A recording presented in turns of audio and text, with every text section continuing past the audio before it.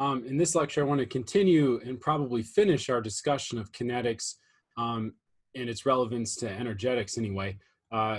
In this lecture, I would hope that I wouldn't be so controversial as I was in the last lecture when I was talking about maybe a better, more stricter definition of the term catalysis. But I think the controversy continues as I look at the concept of a rate determining step in a little bit more detail than folks typically do in my shoes. So how I want to start is, excuse me, I want to start with intermediates and how they're used in energy diagrams.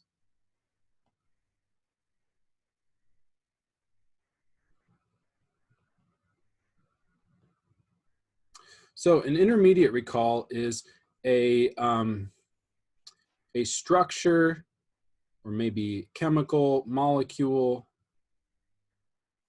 or collection of these things that is between starting materials and products. Now, the key distinction between it, that is an intermediate, and a transition state is that a transition state is this fleeting kind of arrangement of atoms that will disappear very quickly. It doesn't last very long. It's just that peak between a starting material and product, or two ground states would be a better term. Intermediate, in contrast, these things can be isolated. So if you're lucky and good and you've got some good equipment, you can put some of these intermediates in a bottle and take advantage of them. And that's a very important distinction. Okay, so what do they look like on energy diagrams? Well, let's just remind ourselves, if they can be isolated, they're not transition states, they are ground states. Ground states are valleys, if you will. Okay, so I'm going to draw a reaction coordinate, excuse me, an energy diagram with a reaction coordinate on the x-axis and energy, free energy, on the y-axis, and I'll go ahead and write free. Okay, so what I want to do is I'm going to have a valley that is my starting material, and a valley that's my product. I'm not going to worry about if it's spontaneous or not in this particular example. So I have these two valleys, and these two valleys are usually separated by one mountain transition state. But what we're going to do is we're going to install a valley in between these two excuse me, structures called an intermediate. If I do that, I need to connect my intermediate valley to my reactant and product valleys with, now, instead of one hill or mountain, two hills, mountains, or better term, transition states. So we now have two transition states. So that's a very important feature of intermediates, is that each intermediate introduces another transition state.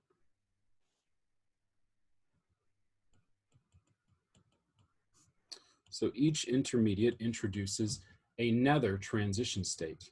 Okay, and what we do is we actually call each of these transition states as transition states for a step in a reaction. So it turns out that intermediates also add steps to the reaction.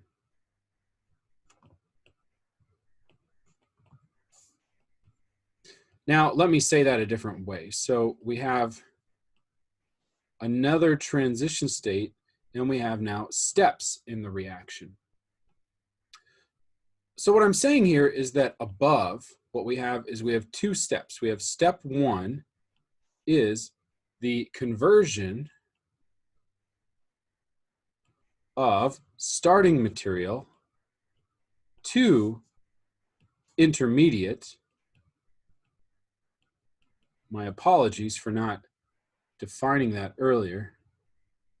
I here is short for intermediate.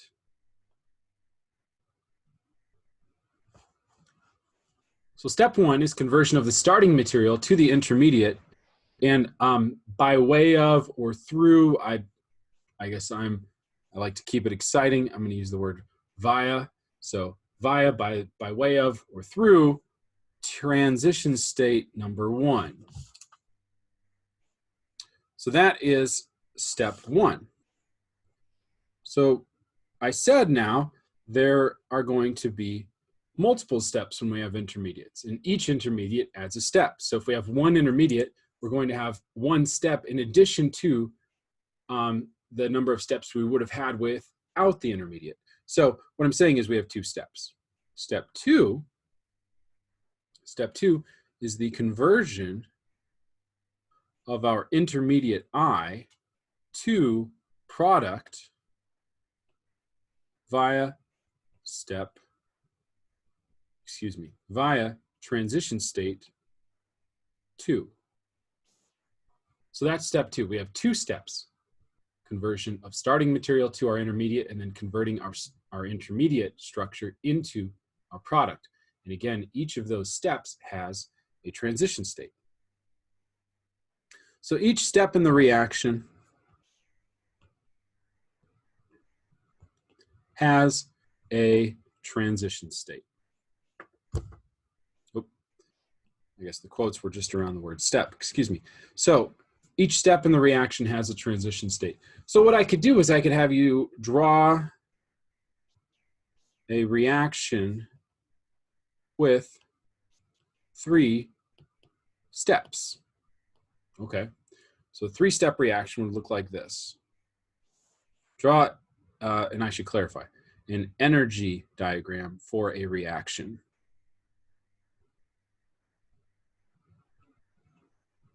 Clarify those instructions. So we're going to draw an energy diagram for a reaction with 3 steps. So an energy diagram has free energy on the y-axis and reaction coordinate on the x-axis. And so on the left, we're going to start with starting material. I don't say anything about energetics, like if it's spontaneous, not spontaneous, exergonic or endergonic. So we don't need to worry about those terms, and we can keep everything level. Now, you could have the product anywhere you want as long as it's far over to the right. So we need to do, how many steps? We need to do 3 steps. So each step gets a transition state. That means we need 3 transition states. So 1, 2, 3. Okay, so with these 3 transition states, they're going to separate 2 ground states. So starting material to transition state 1 will look like this. Now for us to get to transition state 2, we can't just go over like that. That's not correct. We need to go down to a ground state, then up to the transition state. So you always go valley to hill to valley to hill. If you don't, if you skip a valley, then you are kind of merging transition states and merging intermediates and starting materials.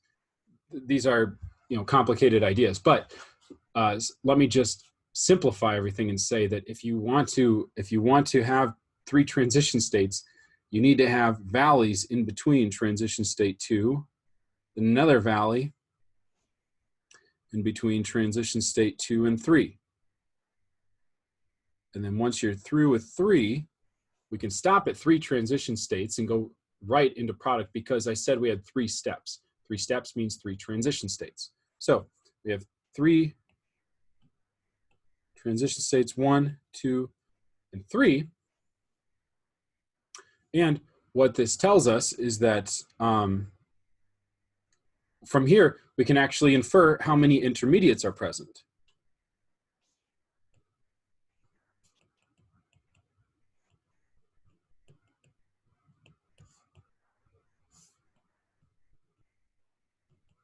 Okay, how many intermediates are present? Well, the intermediates are the structures or the ground states between starting material and product.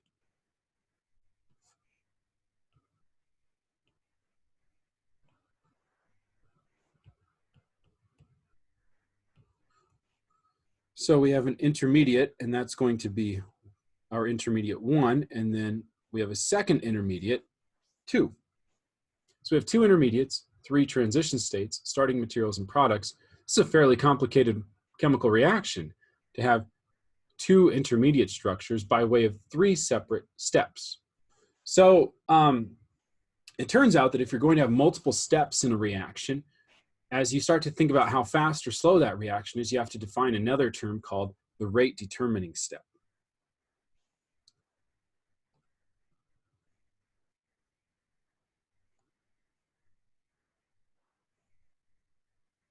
The rate determining step. So the rate determining step is the slowest step in a reaction. That's a fairly good definition, but it's a little bit misleading. It's actually, the better definition is the step of the reaction that defines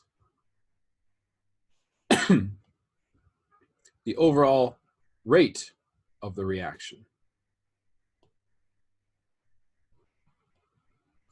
It's the step of the reaction that defines the overall rate of the reaction.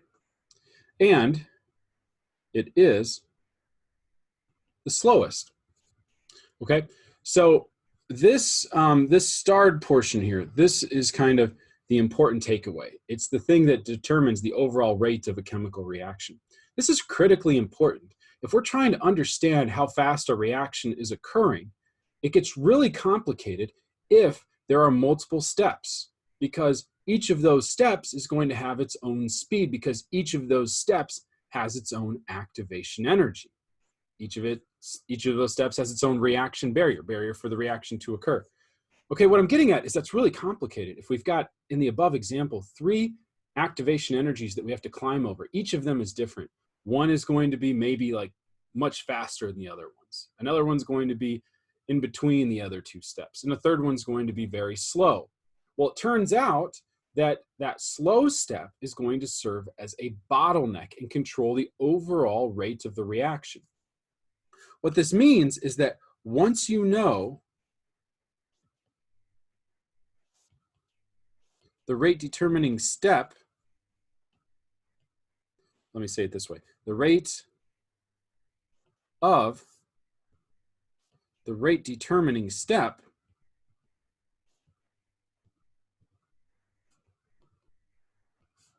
you know the overall rate of the reaction. Okay, this is really big for us, because if we know, let's say 20 steps of the reaction, and step 15 has a slow rate we won't even put numbers to it, has the slowest rate, then it will control, then the overall reaction rate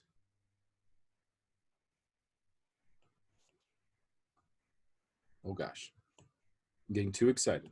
The overall reaction rate will equal that of step 15. Okay, 20 steps would be a little outrageous. But that would be like a multi-catalytic process or something like that. But 3 steps, that's something that we can see and understand, okay? So it's all determined based on the rate determining step. So with this in mind, we need to ask ourselves a critically important question, which is, how do we determine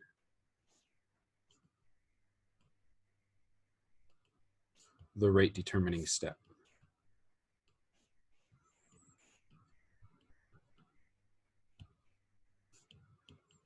Okay, it's a really good question. To answer this question, we would say from an energy diagram,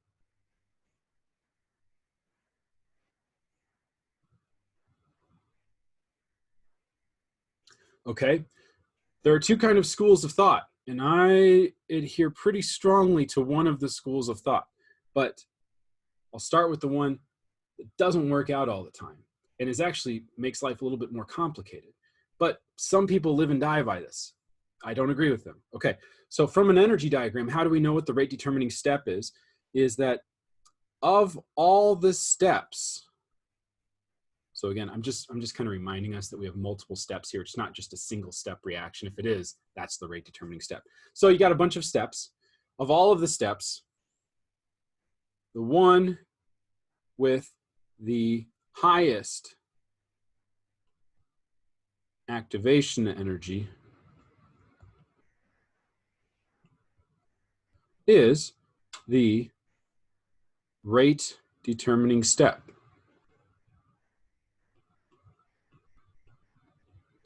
Which I'm going to start labeling as RDS. Okay, so of all the steps, the one with the highest activation energy is the rate determining step.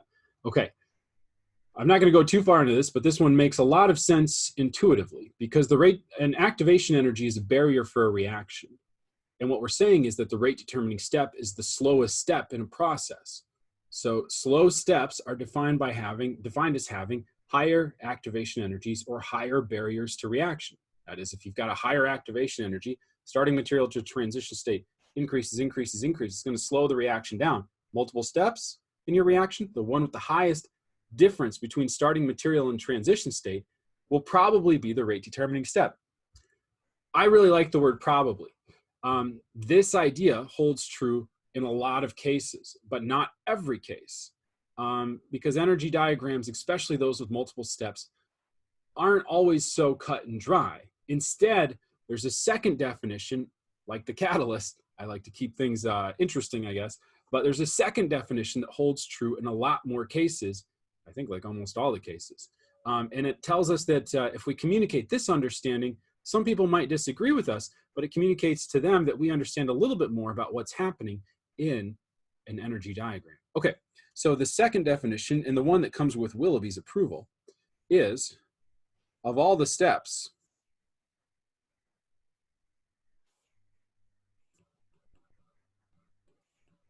the step with the highest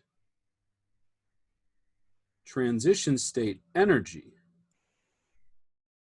is the rate determining step. This actually holds true in almost every case. And by almost every, I can't think of one where it doesn't, but kinetics are strange. Sometimes there are examples. Whereas the above definition, where we're focused on activation energy, I'm going to highlight that for a second. So highest activation energy, that one doesn't always hold true. Let's look at an example. Okay, so we've got a multi-step process with free energy, and I'm just going to put delta G in reaction.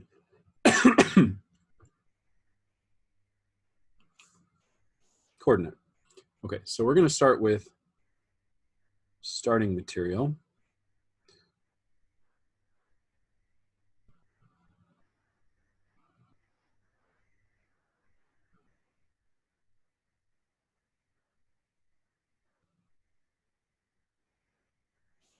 Okay, I'm not too worried about if this reaction is spontaneous or not.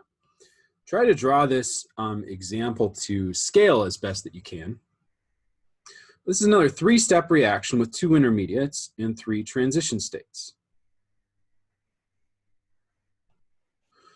So I've given you this, and I'm asking, what's the rate determining step?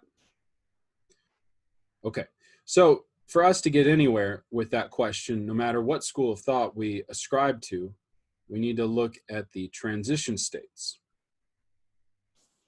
Okay, so the first school of thought says that the highest activation energy is going to the step with the highest activation energy is going to be the rate determining step.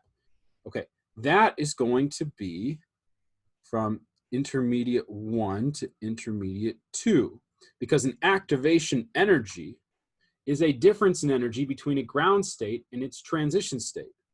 So step I1 to I2. I'm just going to move that over. I'm going to write 2 in there. Step I1 to, my Roman numerals, I'm very sorry about this. Okay, is highest activation energy. Because we're climbing the mountain from I1 to transition state 2, that defines the activation energy for the step. What step am I talking about? The conversion of intermediate 1 to intermediate 2. So highest activation energy in green. But I2 to product is the rate determining step because TS3 is has the highest energy.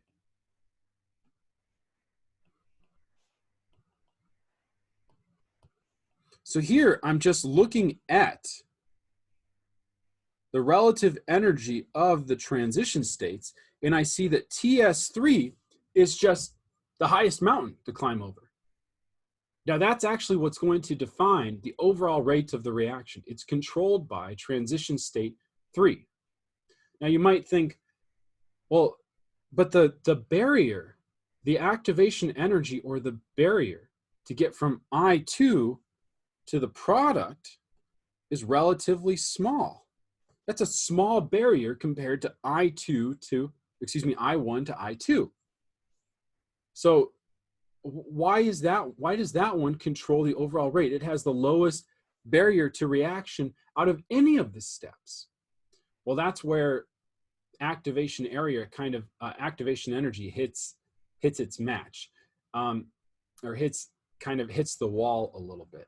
So the overall rate of the reaction is always controlled by the highest energy that the starting material has to kind of get over. So if we're starting, what I'm getting at is if we're starting way over here, okay, yes, it's a lot of energy to get up here.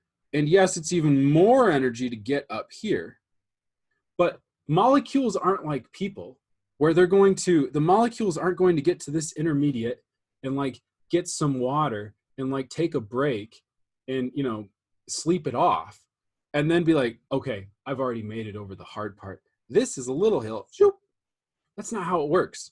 The molecule sits at the starting material and it says, it's kind of focused on the highest transition state. It says, if I'm going to get anywhere, if I'm going to get to that product, I need to be able to have enough kinetic energy to overcome the free energy requirement that is transition state 3. So it's thinking in its mind, I have to get higher than that energy. And it's not going to form the product until it has sufficient kinetic energy to overcome transition state 3.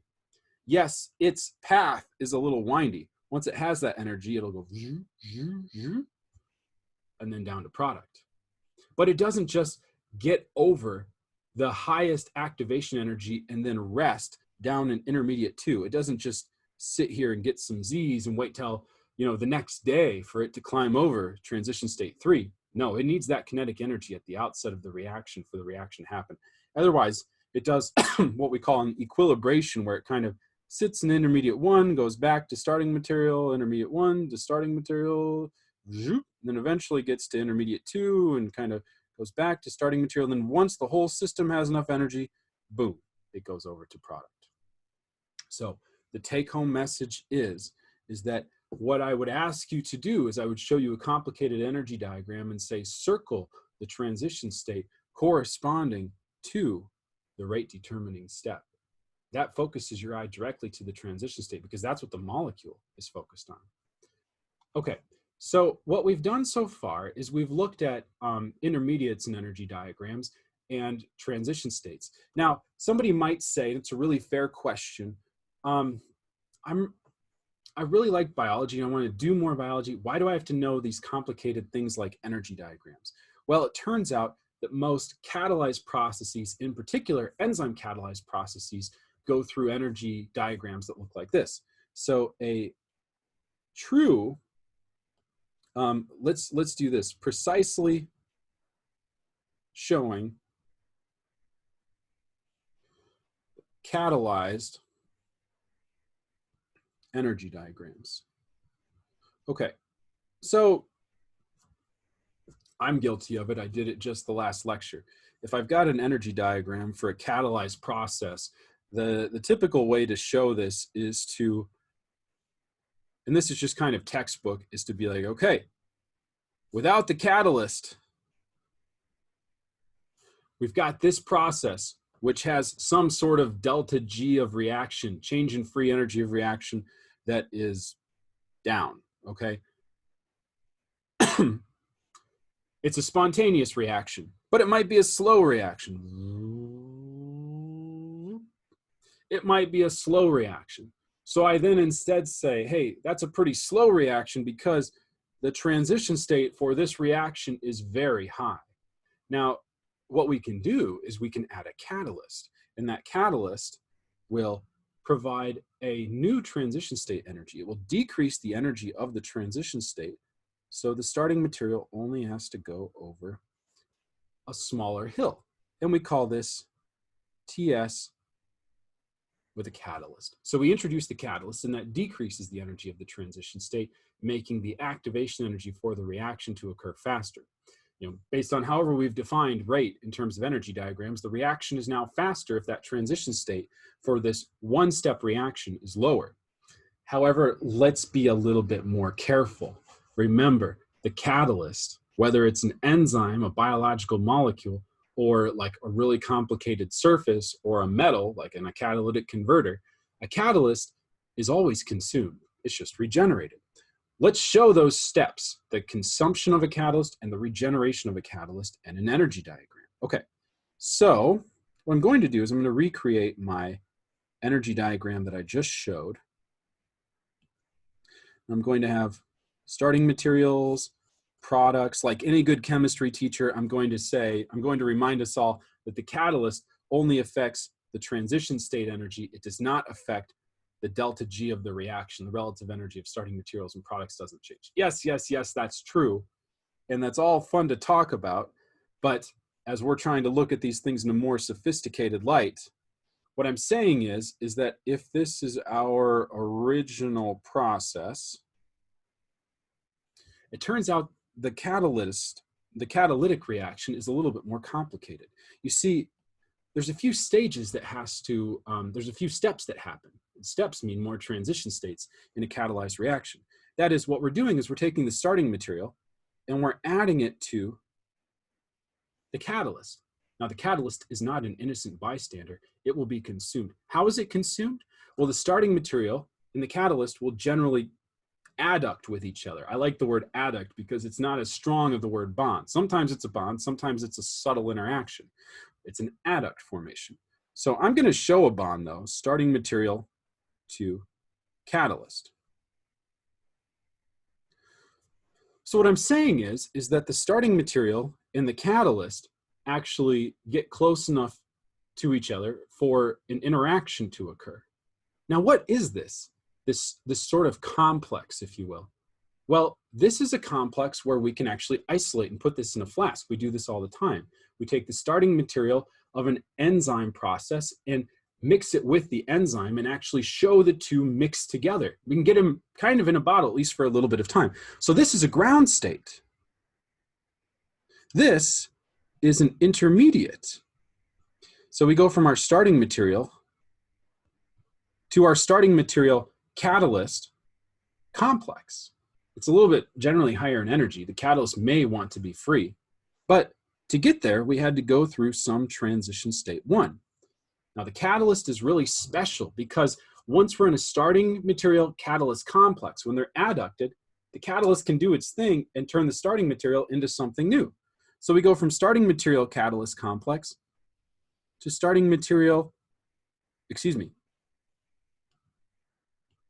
to product catalyst complex. That's another ground state. Now, that's usually a pretty interesting reaction. So it's going to have a little bit higher of an activation energy.